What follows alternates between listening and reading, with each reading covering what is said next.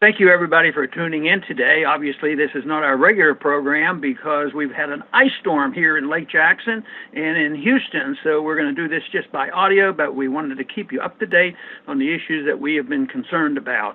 Daniel is with me here, and Daniel, good to have you with us today. Put another log on the fire, Dr. Paul. There you go. Winter is here. Winter is here in Texas.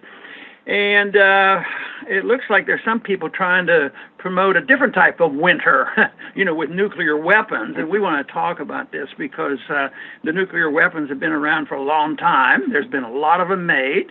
Fortunately, only 2 have been actually used. And there's only been 1 country that ever used nuclear weapons. And unfortunately, we have that as something we have to bear with.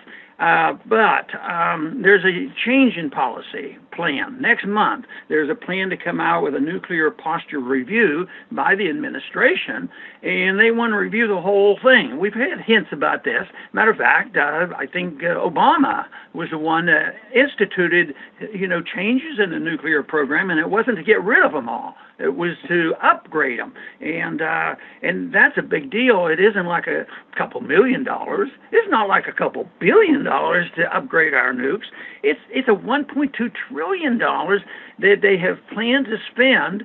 And some people say, well, Trump's doing all this. Well, Trump's participating right now, but it really started the upgrading started with Obama, even though all presidents have more or less supported always leaving on the table the first strike. Nothing is off the table. You hear that so often. But, of course, we take a position where that's overkill, overuse, and that we have to do some other things, and there's reason to challenge this whole business of upgrading. And not only that, Daniel, he wants to build new ones, which are more dangerous. Not bigger, but more dangerous. Yeah, and then the 2 supposedly changes in the 2018 Nuclear Posture Review, which, as you say, is due out next month. It will do 2 things that are different than before. Develop new, quote, low-yield nuclear warheads, for particularly the use in the Trident missiles, and it also is expected to change the circumstances where the U.S. will use nuclear weapons. And there are 3 changes that are reported to be made in that. First of all, we will use them to respond to a mass casualty non-nuke attack. Before this, we would not use nukes when nukes were not used before. The other would be respond to attack on critical infrastructure, and the third would be to respond to an attack on nuclear command and control sites. So those are the 3 major changes expected to our nuclear policy next month. The presidents have generally been very supportive of a tough foreign policy stand, and it hasn't been any different between the Republicans or the Democrats. And they have always said that a first strike should be on the table.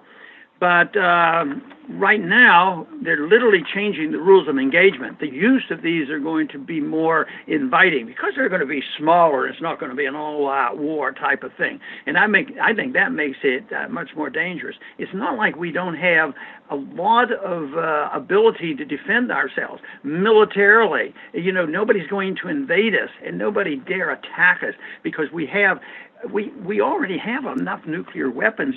We still today have 7,200 nuclear weapons, and the Russians have over 7,000 as well. So it's not like we lack weapons, but we lack the sanity, I think, at times, and why we're doing this. But I think the presidents have been conditioned for 2 reasons to talk tough.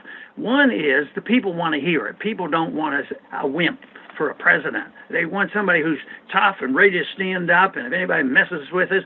So that really fit the bill for Trump.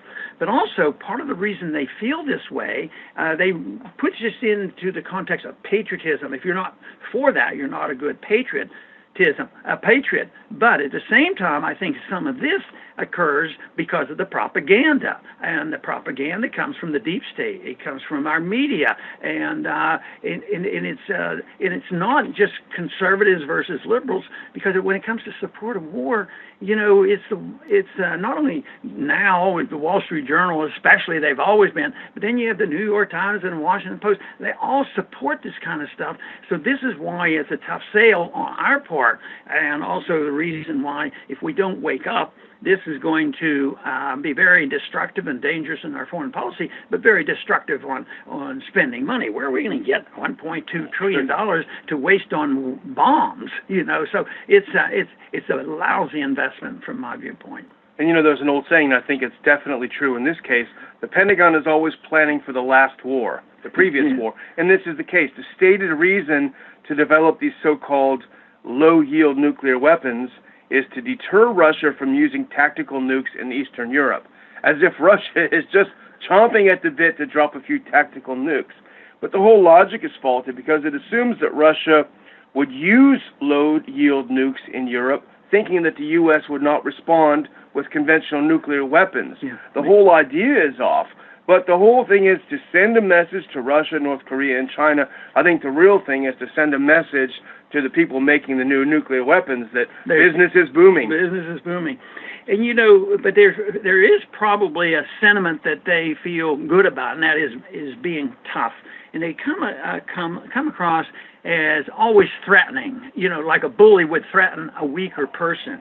And I see that we as a country have been bullying the world, whether it's financial, whether it's sanctions, it's whether spreading American greatness, this sort of thing. But I've always believed, from an individual basis, that people who do all the shouting and the threatening are the weakest people. They do it from weakness because they're insecure with what they're doing, and it serves themselves a purpose as well as, of course, satisfying the people that want to hear this. But when an entire people or a nation might feel insecure enough, no matter how strong they are. Just think of the strength we have, and we come across like, we better be prepared. 7,000 nuclear bombs are not enough. We need fancy ones. We need to rebuild them. But as we've said so many times, there's always money involved. Follow the money, and you might know exactly how these things come about. Well, that's true. And, the final draft of the Nuclear Posture Review is expected to remove the assurances that the U.S. has made in the past to non-nuclear states that the U.S. will not use nukes against them. So think about that for a minute. If that won't spark a new nuclear arms race, I don't know what will. If you figure, hey, I'm no longer safe staying away from nukes, the U.S. might use them anyway, I better get some big ones and get them quick. I think our foreign policy is very destructive in that it gives tremendous incentive for others to have them, especially those countries now. It's very much prevalent that the countries that we threaten, we get them to remove their nuclear weapons, and then we end up getting rid of them, and they lose out. No wonder, countries like North Korea act in a certain way. But one person that has spoken out on this, and he's been speaking out, from some personal experience, and that's Daniel Ellsberg. And it's quite a bit different from the time when he worked for the RAND Corporation, was in the Pentagon, until he finally made a big shift and released the Pentagon papers to prove that the whole fiasco in Vietnam was based on lies. So he's a credible person, and he thinks this whole thing. He's done a dissertation on this called the Doomsday Machine, and looking at the great danger. And some people might say, well, he's overstating the case, but right now people need to hear about the danger. Right now, I think it's underestimated about the great danger of this escalation and why this can't help anybody. I do not think for 1 minute that this helps move in the direction of peace. This is a very dangerous thing to do, not only from our foreign policy standpoint, but also from the financial standpoint. And it's very often based on maintaining our empire. How much do we have to spend? And right now, this is what we do. It's maintaining the empire. And the way I see what things are coming now, especially when I look at the dollar, there's something that's saying that there's some cracks in the empire, and the cracks will be financial, and maybe it'll bring us to our senses about pursuing programs like this. Absolutely. And a couple of final thoughts for me.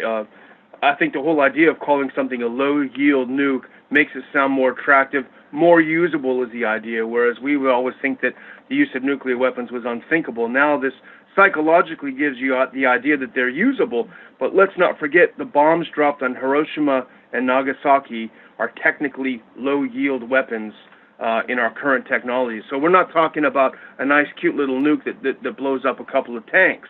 And the final thought is, the U.S. talks a lot about the rule of law and how other nations have to follow this, but following this, developing new kinds of nuclear weapons would put the U.S. in further violation of the Non-Proliferation Treaty, in which we agreed to get rid of nuclear weapons, not develop new ones, and also Article 6 of the UN Treaty. We're not that keen on the UN, I understand that, but we're yelling at every other country, you better follow the UN, and when it comes to our own behavior, there you go with the hypocrisy again. Well, there are either 8 or 9 countries that have nukes. I question on how efficient and how ready the nukes are from North Korea, but let's say they have, that means 9 countries.